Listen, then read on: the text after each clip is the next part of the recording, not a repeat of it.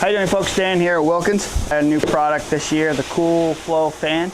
There's different harnesses for different models. So to do some of the harnesses, they all have a relay to go through the fan so it can adjust with miles per hour. So to get that and bolt it in, we'll have to remove his seat, both saddlebags, both side covers so that we can get to the bolts. Probably have to remove his battery to gain access to bolt this in. To do the switch that comes, whether you have different accessories we can pull off and put in, lock in, and then you have your button. Again, those go up in your dash. Do that, we'll pull the tank back. You'll have to remove your panel and the fan. Once we get it all wired in, it's gonna sit right back here. It will work with your side reflectors, or if you don't have them, that's not an issue either. But it'll help kind of pull the air from the rear, get it off your leg, and kick it out the back. Help your motor run cooler and keep your legs cooler as well. You got the seat off, saddlebags off, side panels off, just gaining access for the harness and everything. Taking the tank off now. Now we got to gain access under here for the switch key. Comes off, don't lose your spring. The ignition switch up there. Now we can go, there's two screws, one on each side of the accessory panel here.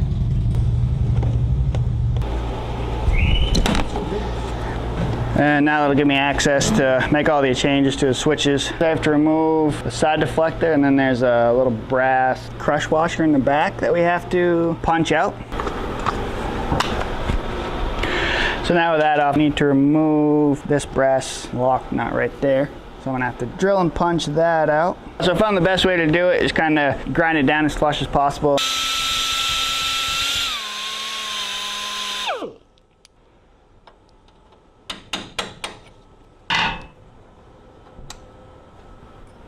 Kind of like that. Put the top one back in. Get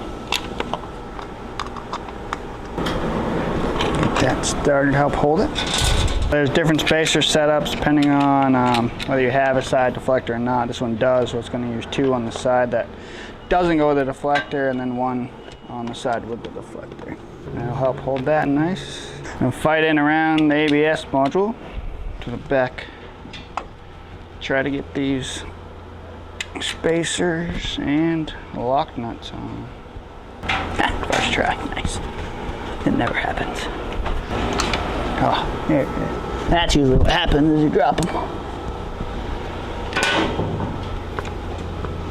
And figure out a good way to get a wrench in there and get those tight.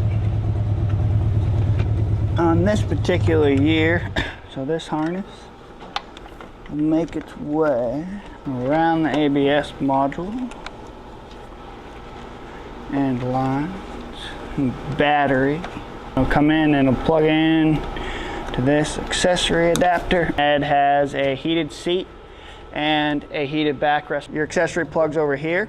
It gives you a special harness with a relay we were talking about earlier. But with his, we have to add an accessory line so that he can run his heated seat and his heated backrest. That's already there. So we're gonna have to take part of the main harness that he had already there for his heated seat. It's actually tied into his heated backrest, and run that around and hook everything together so that everything will work together. So this one's gonna be a little more complicated. All right, so we got Ed's dash panel here. So as of right now, he's got his pass lights, so we'll remove that. We'll keep that one there for him, so we will retain that. Just a couple screws to remove this from the inside. And then, so we'll retain that. These are just caps, little pins here.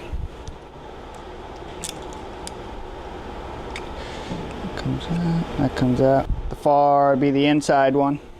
When he gets it back on, will be his fan. So we'll line that up. Get that in. Push it closed. Make sure it pops up. Make sure everything's working. The middle one's just a plug, so that one won't right now.